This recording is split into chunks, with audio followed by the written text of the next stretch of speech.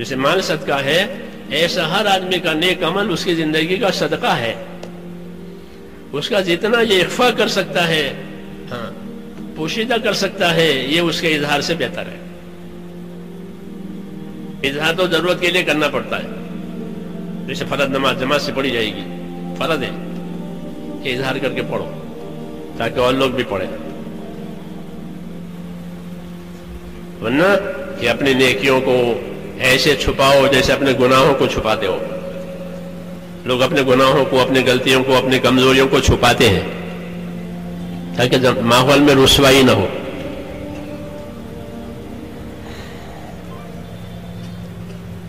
تو یہ کام صرف شوق پورا کرنے کا نہیں ہے، یہ تو ذمہ داری پورا کرنے کا کام ہے. اور ذمہ داری بھی امانت داری سے، ذمہ داری پورا کرنے کا کام ہے. اور ذمہ داری کیسے پوری جائے گی؟ پوری امانت داری سے. جب ذمہ داریوں کو امانت داری سے پورا کیا جائے گا تو یہ اللہ سے قریب ہو جائیں گے.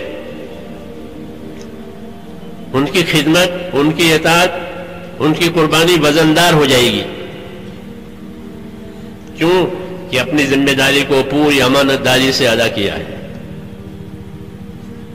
رسول صلی اللہ علیہ وسلم نے ایک سفر کیا، واپسی میں یا جاتے ہوئے ایک جگہ قیام ہوا، جنگل میں پڑاؤ، قافلے کا وہاں پڑاؤ ہوا. جگہ خطرے کی تھی، چاروں طرف ماحول خطرناک تھا، دشمنوں کا ماحول تھا. حضور صلی اللہ علیہ وسلم نے تقاضا رکھا کہ آج کی رات چوکیداری کون کرے گا؟ چوکیداری بھی ہمارے کام کا ایک حصہ ہے. جیسے آپ ذرا چوکیداری کرتے ہیں، سامانوں کی، مالوں کی، ہمارے ساتھی چوکیداری کرتے ہیں. یہ بھی ایک محنت ہے اور اس کی بڑی فضیلت ہے چوکیداری کی حدیثوں میں. تو فرمایا من یحرسنا اللیلہ، آج کی رات چوکیداری کون کرے گا؟ مشکل جگہ تھی، انصاری آ گئے تیار ہو کر. انصار مدینہ کی یہ خصوصیت تھی کہ مشکل کاموں کو اپنے ذمے لیتے تھے.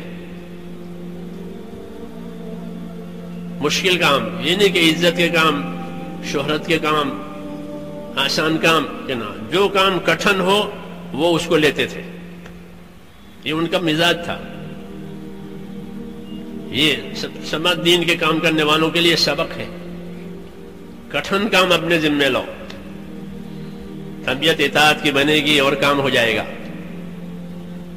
مشکل کام، اعزازی کام نہیں، یہ کام اعزازی نہیں ہے. حضور نے فرمایا انصار مدینہ کو میں جانتا ہوں کہ ان کا مزاج ہے. انصار سے کہا تمہارا مزاج ہے، میں تمہیں جانتا ہوں کہ تمہارا مزاج یہ ہے کہ تکثرون عند الفزع وتقلون عند الطمع. یہ کوئی کٹھن کام ہوتا ہے، مشکل معاملہ ہوتا ہے تو اس کو ادا کرنے کے لیے اور پورا کرنے کے لیے تم سب سمیٹ کر کے آ جاتے ہو کہ اس کے لیے ہم حاضر ہیں، بتائیے کیا کرانا ہے. یہ وفاداروں کی شان ہے، یہ شان وفاداروں کی ہے. ہاں کہ ہم وفادار ہیں. تو فرمایا کٹھن کام یہ اپنے ذمے لیتے ہیں، اور کوئی میٹھا معاملہ ہوا، ملائم معاملہ ہوا تو چھوڑ دیتے ہیں. یہ میٹھا معاملہ ہے، ملائم معاملہ ہے، کوئی اور کر لے گا. بحرین سے مال آیا، پوچھا کیا کرنا ہے اس کو؟ انصار نے عرض کیا کوئی بات نہیں ہے، مہاجرین کو دے دیجئے. ملائم معاملہ ہے، میٹھا معاملہ ہے، رقم آئی ہے تو کس کو دیں؟ مہاجرین کو دے رہے ہیں. اور خندق کھودنی ہے تو کہ اس کے لیے ہم ہیں. انصار کی جماعت 10 آدمیوں کی جماعت بنائی تھی خندق کھودنے کے لیے.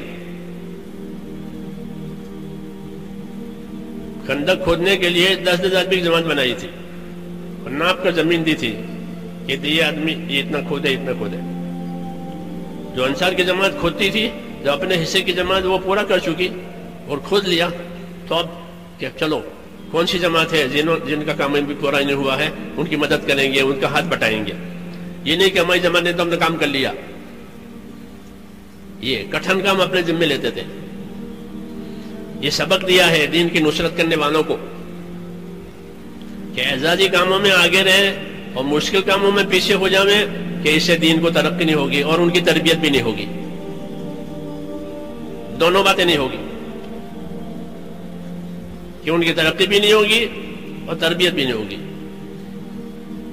کیوں کہ سہولت سے کرتے ہیں,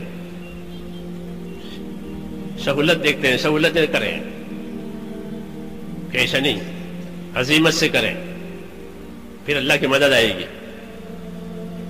تو وہ میرا قصہ کہ حضور نے فرمایا آج کی رات چوکی داری کون کرے گا؟ تو انصاری آ گئے کہ جی میں کروں گا چوکی داری. فرمایا اچھی بات ہے, تم سوار ہو کر آؤ میرے پاس. پھر گھوڑے پر سوار ہو کر پھر حاضر ہوئے.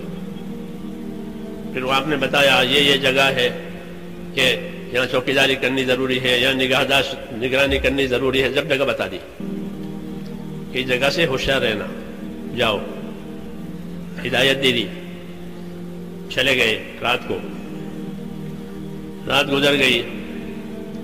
صبح کی نماز کا وقت آیا تو جناب رسول اللہ صلی اللہ علیہ وسلم لوگوں کو نماز پڑھانے کے لیے تشریف لائے. آپ نے لوگوں سے پوچھا تمہارے سوار کا کیا حال ہے, کوئی خبر ہے؟ لوگوں نے کہا ہمارے پاس تو ابھی ہمارے سوار کی کوئی خبر آئی نہیں ہے, بس وہ رات کو گئے ہیں. پھر آپ نے نماز پڑھائی. نماز سے فارغ ہونے کے بعد فرمایا کہ تمہارا سوار آنے ہی والا ہے. اتنے میں وہ جھاڑیوں میں سے آتا ہوا نظر آیا, جنگل میں سے, اور آ کر کے سامنے کھڑا ہو گیا سلام کر کے.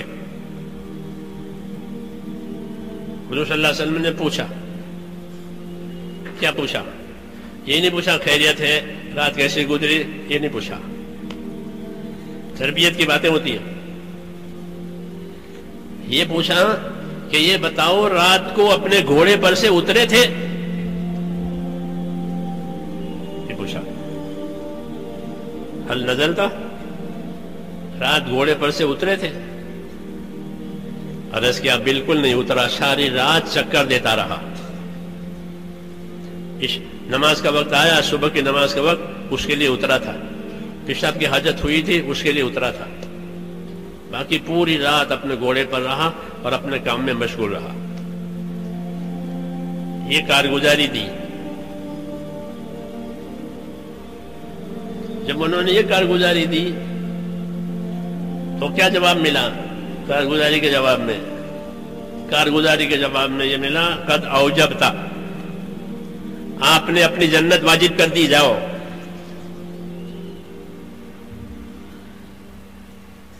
یہ مثال میں نے اس لیے عرض کی ہے کہ اپنے کام کو, ذمہ داری کو امانت داری سے کرنا. یہ پوری امانت داری سے کام کیا ہے.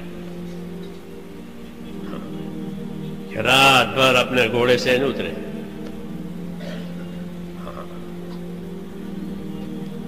یہ عظمت کہلاتی ہے کہ اللہ کے کام کی عظمت, اس کے حدود قیود کی حفاظت. اس لیے ایک ہی رات میں اتنا انعام مل گیا کہ آپ نے اپنی جنت واجب کر لی.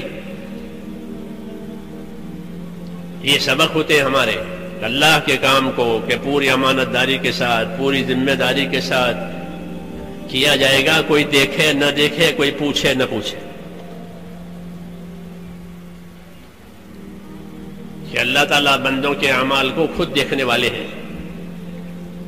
قل اعملوا فسيرى الله عملكم, کام کرو اللہ تمہارے کام کو دیکھے گا. حساب کتاب اللہ کے ہاتھ میں ہے. اس لیے اللہ تعالیٰ کا دین, کہ اللہ تعالیٰ کا دین امانت ہے.